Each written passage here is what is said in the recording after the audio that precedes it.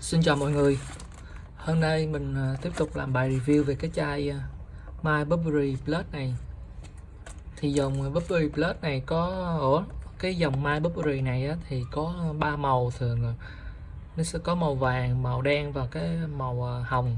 Thì cái màu hồng là cái My Burberry Plus, màu đen là My Burberry Black, còn cái màu vàng là cái chai My Burberry. Rồi thì mình sẽ review nhanh với các bạn thôi. Đây các bạn xem hai chai thật giả mình để kế bên nha. Đây nhìn này, đây là chính là chai thật nha. Đó, để mình nói luôn cho các bạn biết.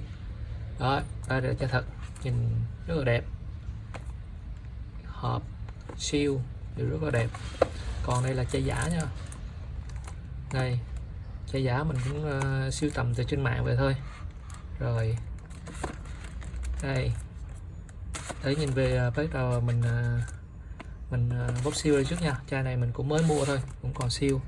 Cái siêu nó cũng có vẻ nhìn xấu nè. Cái siêu này chai giả thường nhìn xấu lắm, nó sẽ không được đẹp như chai thật đâu. Nên mình thấy mấy cái chỗ trên mạng họ bán hay thấy hàng mà bị bung siêu, chắc họ hàng mấy cái chai mà trên mạng họ bán rẻ, nói là nước hoa xinh gì đó, thường nó bị bung siêu hay móp hộp gì đó, hàng bị siêu nó bị rách hay là hộp nó bị móp. Thường là những cái hộp này nó xấu nên người ta cố tình bóp méo hay gì đó, xong rồi siêu xấu quá nên cố tình bóc siêu ra để nó là bung siêu, cho người ta không có bắt bẻ cái lỗi với siêu.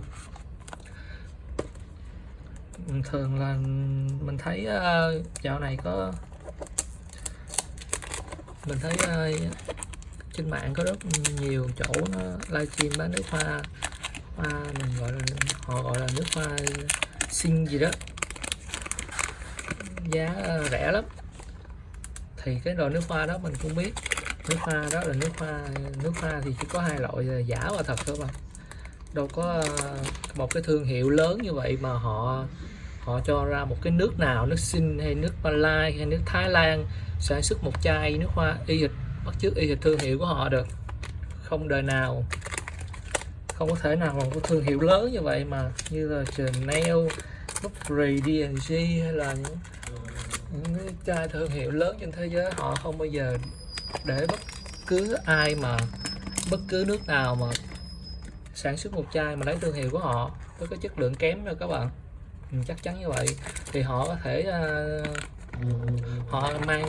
họ có thể đặt nhà máy sản xuất ở khắp nơi trên thế giới, nhưng mà những nhà máy sản xuất đó phải sản xuất ra những cái chai nước hoa phải chất lượng. Tại vì họ sản xuất ra nước khác nhưng mà họ vẫn bán trên khắp thế giới, bởi vì cái chai nước hoa phải chất lượng mới được. Nên cho dù sản xuất ở nước nào đi chăng nữa, dù là ở Sinh hay là ở Malai gì, chai nước hoa phải là thật sự chất lượng nha bạn. Còn những chai nước hoa mà sản xuất mà không có chất lượng á, cái chất lượng kém á, thì là nước hoa giả. Đó, mình chỉ nói ngắn gọn thôi chứ không có cái vụ mà nước hoa nước này sản xuất ở nước này thì tốt, ở nước kia thì nó không tốt nha. Đã là một cái thương hiệu lớn thì là phải tốt hết, dù sản xuất ở đâu đi nữa. Nên những cái chai mà không tốt là nước hoa giả. Rồi ok, rồi các bạn nhìn sơ nha. Đây mình thấy cái màu hộp giấy của cái chai thật á, thì nó màu hồng nó đậm rõ nét hơn, còn cái chai giả này á, thì nó màu hồng nó lật lợt hơn. Các bạn phải mang hai chai thật giả ra mới nhìn thấy được. Còn chắc là để một chai này để nhìn ra nó là chai giả cũng hơi khó. Một cái điều nữa là những chỗ bán nước hoa giả hay cầm điện thoại lên check cái mã vạch này nè, thì cái mã vạch này là nó in từ trên mạng ra, in từ trên web ra, hay là in từ một cái nơi nào từ một cái trang web thật ra, chắc chắn là check này nó sẽ ra thôi. Nhưng mà những cái phần mềm đó hầu hết là những cái phần mềm Việt Nam, nên những cái chai nào mà nó không có code trên đó thì người dùng có thể cập nhật update được.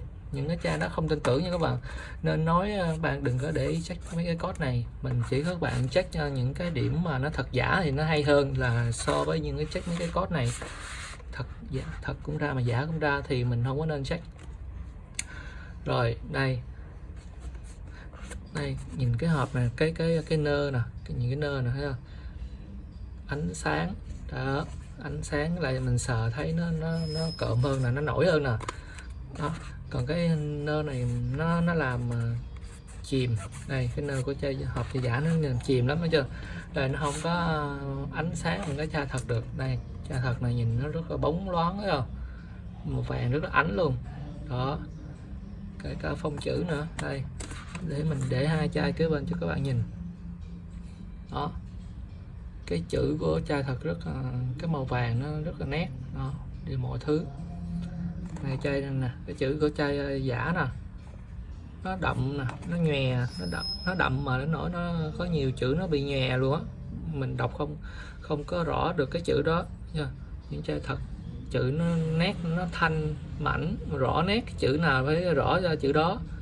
Đây còn cái chữ của chai giả nè các bạn thấy không, nhìn nó có nhiều chữ nó đậm nó sẽ bị lem nè, đây dưới cuối nè đó. Nó có những điểm nhỏ nhỏ thì thôi các bạn nhìn ra, nhìn đó là mình biết được liền, nhưng mà phải có những người phải chỉ cho các bạn điểm nhìn thì các bạn mới nhìn ra được. Đây rồi, đây là phía trước bên hông, sau lưng thì sau lưng nó chữ nó cũng tương đối giống nhau đó.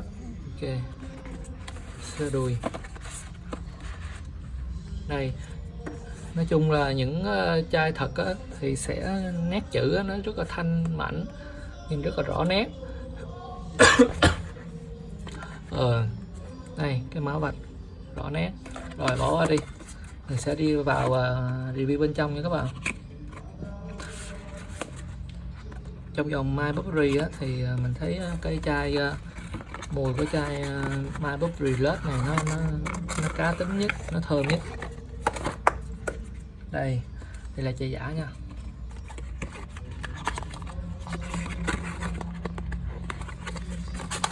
Đây để mình lấy cái miếng đệm này ra để mình so sánh cái miếng đệm này luôn cho các bạn cảm nhận rõ hơn. Đây đệm trước nha. Nói chung là mình cảm thấy cái chai giả này họ làm cũng tốt á, chất lượng thấy kể cả từ bên ngoài hộp là cái hộp nó cũng cứng cáp lắm mà, nếu các bạn không có soi kỹ á, thì cũng không có nhận ra được là chai giả đâu. Đây là cái miếng đệm bên trong nè, thấy không nè, này nó nhìn nó cũng đẹp đó, nhưng mà mình phải soi được đó, thấy không? Nhìn được miếng lót của chai thật là các bạn nhìn qua chai giả là bạn biết liền.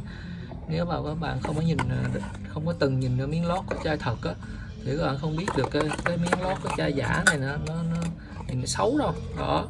Nếu mà cầm không thì các bạn không thể phân biệt được đâu đó, thấy không? Đây đó, miếng lót của chai thật. Rồi mình bỏ miếng lót nha, rồi mình tiếp tục review bên trong nha.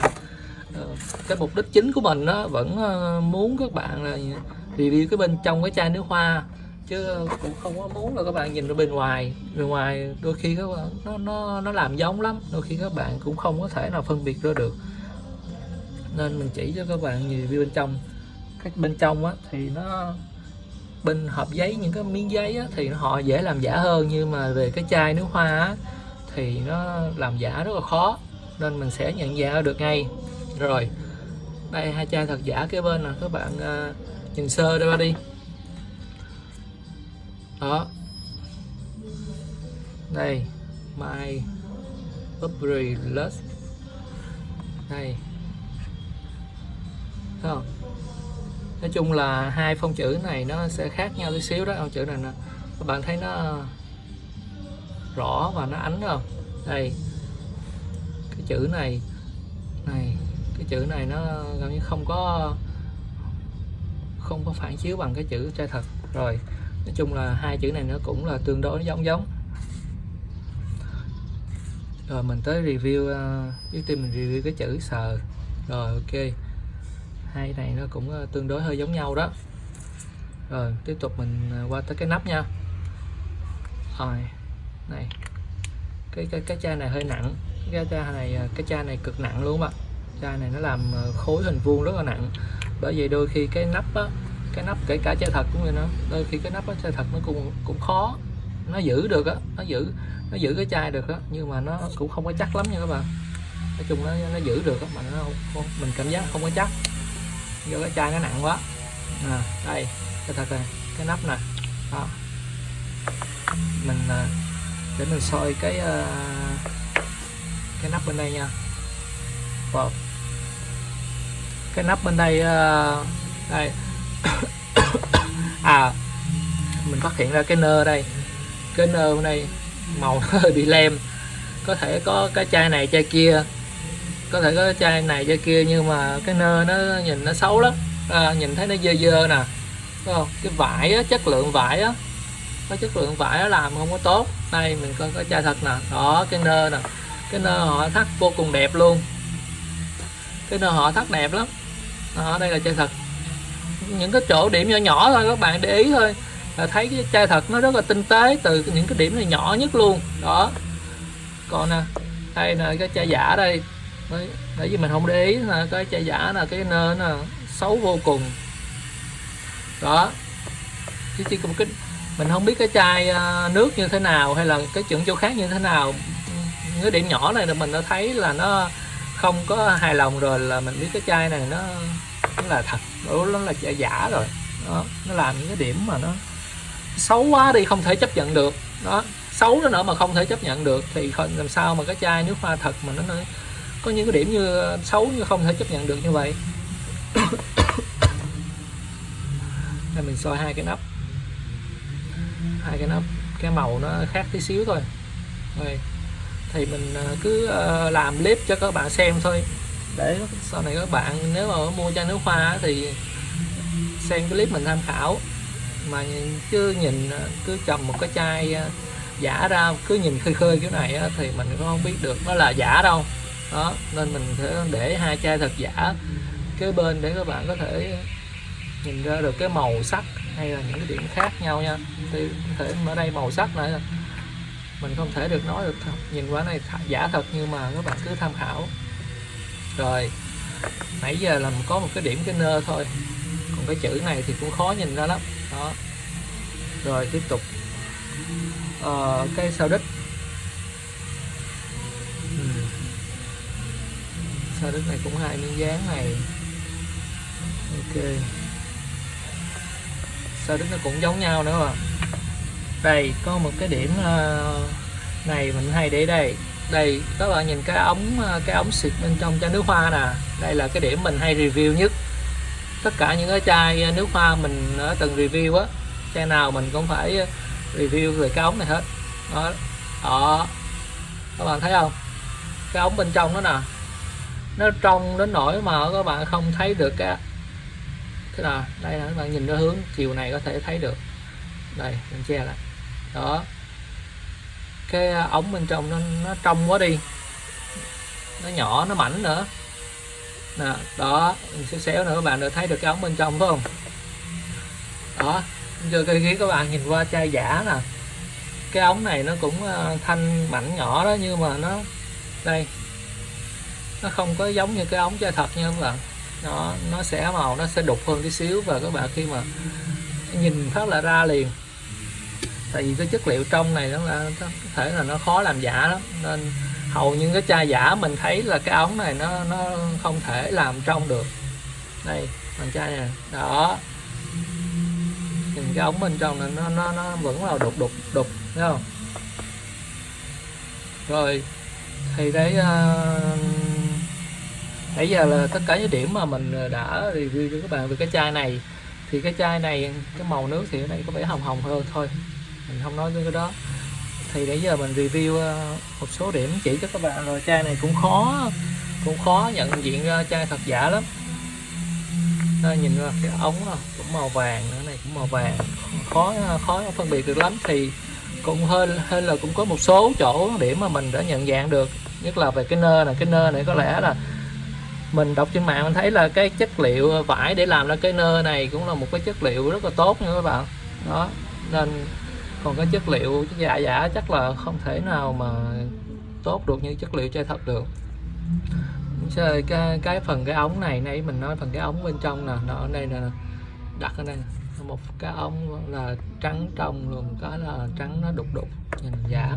Thì ở đây mình cái chai này thì mình chỉ các bạn được những cái điểm đó thôi, rồi còn những cái điểm khác đó các bạn sẽ tự tự xem. Nếu mà có mua chai nước hoa giả, mua nước chai My Burberry Love này thì các bạn mở clip ra xem và có thể là nhìn ra được những chi tiết khác để các bạn tham khảo nha. Rồi phần review về cái chai My Burberry Plus mình cũng tới đây kết thúc. Thì các bạn thấy clip hay á, thì nhớ like và subscribe và chia sẻ clip cho những người bạn cùng tham khảo nha. Rồi xin chào các bạn.